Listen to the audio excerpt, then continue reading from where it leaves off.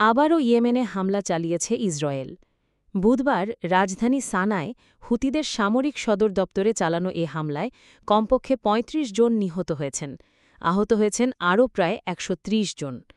ধ্বংসস্তূপের নিচে এখনও চলছে উদ্ধার অভিযান। হুতি নিয়ন্ত্রিত আল মাসিরা টিভি জানিয়েছে, হামলায় সামরিক দপ্তরের পাশাপাশি বেসামরিক বাড়িঘর ও একটি জ্বালানি ডিপোও ক্ষতিগ্রস্ত হয়েছে। এর আগে মঙ্গলবার ইসরায়েলের একটি বিমানবন্দরে হুতিদের ড্রোন হামলার জবাব হিসেবেই এই আক্রমণ চালানো হয়েছে বলে ধারণা করা হচ্ছে। এদিকে গাজায়ও অব্যাহত রয়েছে ইসরায়েলি হামলা। গত ২৪ ঘণ্টায় সেখানে নিহত হয়েছেন আরও ৪১ জন, যাদের মধ্যে ত্রাণ সংগ্রহ করতে গিয়ে প্রাণ হারিয়েছেন অন্তত ১২ জন।